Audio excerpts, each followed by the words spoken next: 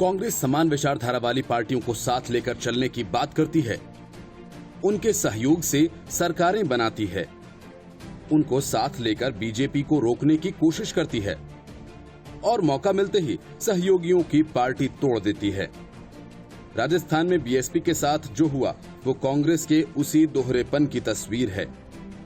मायावती जो आरोप लगा रही हैं, उनके समर्थन में अब जेडीएस नेता कुमारस्वामी आ गए हैं।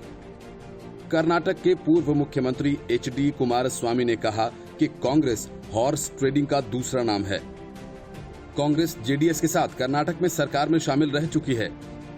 कुमारस्वामी ने आरोप लगाया कि कांग्रेस राजनीतिक पार्टियों को बांटने और विधायकों को खरीदने में माहिर है और उसकी वजह से ही हॉर्स ट्रेडिंग शब्द इस्तेमाल में आया।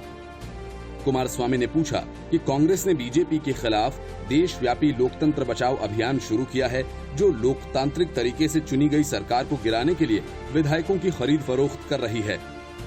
तो कांग्रेस ने क्या किया? राजस्थान में सरकार बनाने के लिए समर्थन देने वाली बीएसपी के विधायकों को फुसला नहीं लिया। क्या ये खरीदारी नहीं है? उन्होंने कहा कि उस पार्टी के विधायकों को अपनी तरफ लुभाना राजनीतिक धोखाधड़ी नहीं है। जिस पार्टी ने उन्हें सरकार में समर्थन दिया, क्या ये लोकतांत्रिक व्यवहार है? उन्होंने कांग्रेस से पूछा कि अगर आप समर्थन देने वाली एक जैसी विचार वाली पार्टी के विधायकों को छल से बांट रहे हैं, तो आपको कौन समर्थन देगा? क्या ये गलतियां आपको नहीं दिख रही हैं? राजस्थान में बहुजन समाज पार्टी के 6 विधायक पिछले साल सितंबर में कांग्रेस के साथ विधायक दल में शामिल हो गए थे। कुमारस्वामी ने कांग्रेस को याद दिलाया कि उसने पहले कर्नाटक में जेडीएस के विधायकों को भी बांटा है। उन्होंने कहा, क्या उन्होंने बांटने की कोशिश नहीं की है? क्या ये वास्तविकता नहीं है कि सिर्फ एक राज्यसभा सीट के लिए कांग्रेस ने कर्नाटक में जेडीएस के 8 विधायकों को खरीदा? क्या ये लोकतंत्र है? उन्होंने कहा कि दोनों ही पार्टियां खरीद फरोख्त के अपराधी हैं।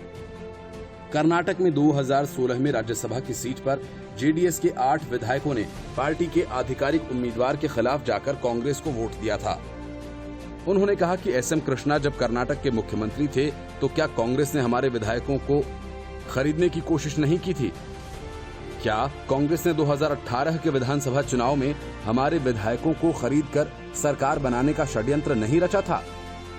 क्या कांग्रेस के पास इन सवालों का जवाब देने का नैतिक साहस है? उन्होंने कहा कि दल बदल कानून प्रभावी नहीं है, इसलिए ये लोकतंत्र विरोधी चीजें होती हैं। उन्होंने कहा कि ऐसा करना आवश्यक हो गया है कि जो दल बदल करे उन्हें अयोग्य ठहराने और पद से हटाने के अलावा उन्हें और उनके परिवार के सदस्यों को कम से कम 2 बार चुनाव लड़ने से रोका जाए। उन्होंने कहा कि इस पर विमर्श शुरू होने दें। बीएसपी ने राजस्थान और मध्य प्रदेश में कांग्रेस को समर्थन देकर उसकी सरकार बनाने में मदद की थी। राजस्थान में तो अशोक गहलोत ने लगातार दूसरी बार बीएसपी के सभी विधायकों को कांग्रेस में शामिल करा लिया और अब जब बीएसपी कांग्रेस के खिलाफ मोर्चा खोल चुकी है तो कांग्रेस बीएसपी पर बीजेपी की बी टीम होने का आरोप लगा रही है। जेडीएस के कुमारस्वामी ने कांग्रेस के बारे में जो कहा है उस पर उसे सोचना ही होगा, नहीं तो भविष्य में छोटी पार्टियों को साथ लेकर चलने का उसका सपना टूट जाएगा। और अगर कांग्रेस ऐसा ही करती रही तो उसका साथ देने के लिए कोई भी पार्टी पहले 10 बार सोचेगी। Bureau report, news of India. Sushant Singh Rajput मामले में रिया चक्रवर्ती बुरी तरह से फंस गई हैं।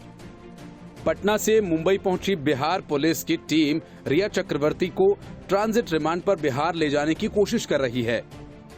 पुलिस की पकड़ से बचने के लिए रिया ने अपने घर पर वकीलों की फौज जुटाई है, लेकिन सुशांत के पिता ने जो आरोप लगाए हैं वो काफी गंभीर हैं और इससे बच पाना रिया के लिए आसान नहीं है। सुशांत सिंह राजपूत के पिता केके सिंह ने पटना में रिया सहित 4 लोगों के खिलाफ नामजद एफआईआर दर्ज करवाई है।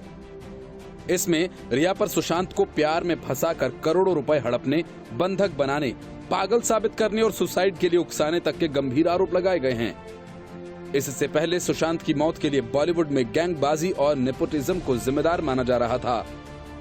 इतना ही नहीं, अब सुशांत का मामला राजनीतिक रंग ले चुका है। बीजेपी के सुब्रमण्यम स्वामी सहित कई नेता मामले की सीबीआई जांच के पक्ष में हैं। शिवसेना नेता संजय राउत इस मामले को सिर्फ आत्महत्या का मामला बता रहे हैं। लेकिन शरद पवार के पोते पार्थ पवार सीधे गृह मंत्री अनिल देशमुख के पास पहुंच गए और मामले की जांच सीबीआई से करवाने की मांग कर डाली।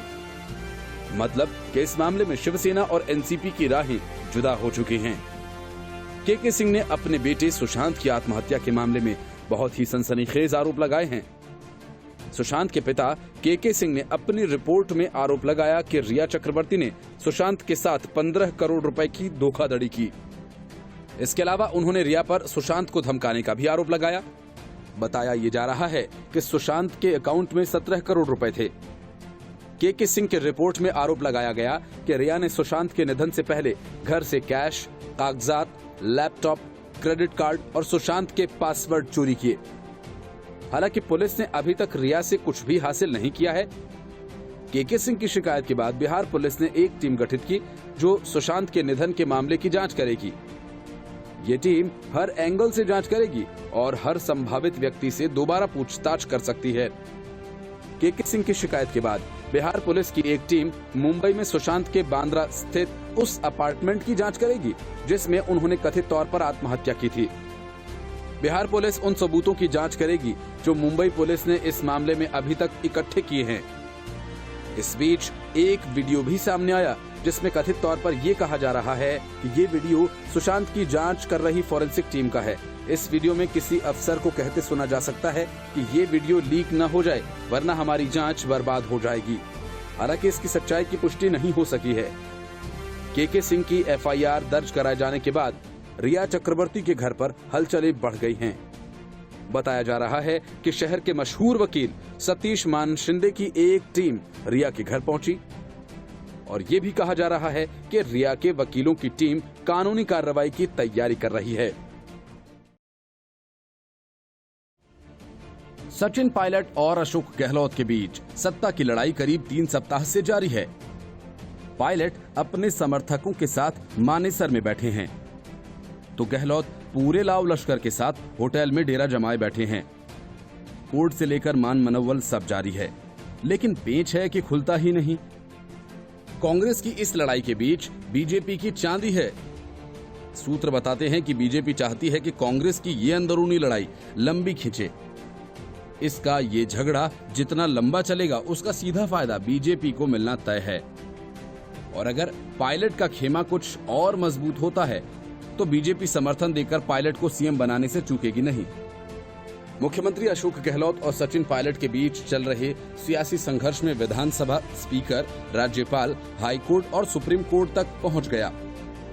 मुख्यमंत्री गहलोत ने न्याय के लिए प्रधानमंत्री नरेंद्र मोदी को पत्र लिखने के साथ ही राष्ट्रपति को कांग्रेस विधायकों की तरफ से ज्ञापन भेजा। राजस्थान बीजेपी ऊपरी तौर पर तो कह रही है कि कांग्रेस की आंतरिक लड़ाई से हमारा कोई सरोकार नहीं, लेकिन बीजेपी के प्रदेश अध्यक्ष सतीश पुनिया, विधानसभा में उपनेता राजेंद्र राठौर सहित कुछ वरिष्ठ नेता सचिन पायलट खेमे के विधायकों के संपर्क में हैं। सचिन पायलट के एक विधायक ने बताया कि पुनिया और राठौर पिछले सप्ताह मानेसर आकर उनसे मिले थे। प्रदेश बीजेपी के नेता चाहते हैं कि कांग्रेस के दिग्गजों की लड़ाई लंबी चले। बीजेपी नेताओं का मानना है कि ये लड़ाई जितनी लंबी चलेगी उतना ही उन्हें फायदा मिलेगा। बीजेपी नेताओं का मानना है कि गहलोत ज्यादा दिन तक अपने खेमे के विधायकों को एकजुट नहीं रख सकेंगे। जैसे ही विधायक होटल से बाहर निकलेंगे उनमें टूट होगी। विधायकों की टूट का फायदा सचिन पायलट खेमे को मिलेगा। टूटे हुए विधायक सचिन पायलट के साथ जाएंगे। अगर योजना सफल हुई तो बीजेपी समर्थन देकर सचिन पायलट के नेतृत्व में सरकार बनवाएगी। प्रदेश के बीजेपी के नेता पार्टी के केंद्रीय नेतृत्व को भी इस बात के लिए तैयार करने में जुटे हुए हैं कि मौका मिलने पर पायलट की अगुवाई में सरकार बनाई जाए। सचिन पायलट ने करीब 3 सप्ताह के सियासी संग्राम के दौरान एक बार भी गहलोत अथवा कांग्रेस नेतृत्व के खिलाफ सार्वजनिक रूप से कोई बयान नहीं दिया। वहीं गहलोत पायलट के खिलाफ बोलने का मौका नहीं छोड़ रहे। पिछले दिनों उन्होंने पायलट को नाकारा निकम्मा तक बता दिया। गहलोत ने कहा कि 1.5 साल से उनकी पायलट से बात नहीं हुई। दरअसल गहलोत पायलट के कांग्रेस में बने रहने के सभी दरवाजे बंद करना चाहते हैं। गहलोत नहीं चाहते कि पायलट कांग्रेस में रहकर उन्हें भविष्य में फिर चुनौती दें। उधर सचिन पायलट शुरू से ही बीजेपी में शामिल होने से इनकार कर रहे हैं। लेकिन प्रदेश बीजेपी के नेताओं को उम्मीद है कि वे कुछ समय बाद उनके साथ जरूर आएंगे। 200 सदस्यीय विधानसभा में सचिन पायलट के साथ 19 कांग्रेस के और 3 निर्दलीय विधायक हैं। वहीं बीजेपी के खुद के 72 और राष्ट्रीय लोकतांत्रिक पार्टी के 3 विधायक हैं। वहीं गहलोत के पास कांग्रेस के 88, निर्दलीय 10, भारतीय ट्राइबल पार्टी के 2, सीपीएम और आरएलडी के 1-1 विधायक हैं। Bureau report, news of India.